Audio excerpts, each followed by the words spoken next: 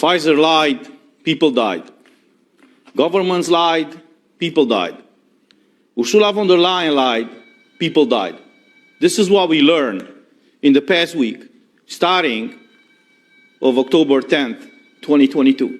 On that day, we found out on record that a representative of Pfizer acknowledged in the COVID committee in the European Parliament that they never tested their injections for stopping the transmission of the virus. The same information was confirmed 3 days after, on October 13th, 2022. A representative of the European Commission in the same COVID committee stated the following, and I quote, and his answer was after I asked him about the effectiveness of these injections. And he said the following: if you want to have a vaccine that prevents transmission, best of luck. We could have got it, but it is not there yet. There's work going on in this direction, but that is a completely different design of these vaccines, end quote. So this is the second confirmation from a governmental official that they haven't tested these injections for stopping the transmission of the virus. So everything that they've said in the past 2 years proved to be a huge lie. And because they lied, people died. Because in these 2 years, when maybe there could have been developed other kind of treatments of this virus, nobody paid attention to that. When scientists, when medical experts said that there are regular treatments to this virus, they were labeled as promoting disinformation and not trusting the science. Well, this is what the science just stated right now, that they haven't tested these medical products for stopping the transmission of the virus. The third thing that happened last week, on October 13th, we discussed in this COVID committee a report released by the European Court of Auditors. This is a public document.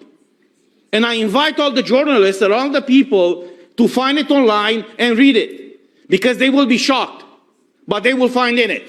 And one of the things that I found and pretty much shocked me is the following, and I quote: by November 2021, the Commission had signed 71 billion euros worth of contracts on behalf of member states to purchase up to 4.6 billion COVID-19 vaccine doses.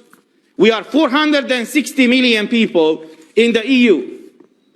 Ursula von der Leyen signed purchasing contracts of 4.6 billion COVID-19 doses of vaccines. When I saw this figure, I thought that I'm not seeing clearly. I wear glasses, you know, I have to do this. I mean, are they serious?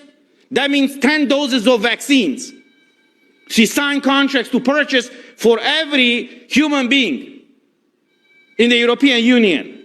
So the question is, if these vaccines or injections were so effective, in other words, were providing immunity from getting infected and from transmitting the virus, why would she purchase or sign to purchase 10 doses of vaccines or injections? We cannot call that vaccines now, after what we just found out. She signed to purchase 10 doses of injections for every EU citizen. This is simply absurd. And the fourth thing that we found out is the ongoing investigation by the European Prosecutor's Office, which on October 14th released the following statement, and I quote: the EPPO confirms that it has an ongoing investigation into the acquisition of COVID-19 vaccines in the European Union. So, unfortunately, it took us 2 years to realize and to make these public officials and these companies to acknowledge something that all of us said by raising just logical questions. Logical questions.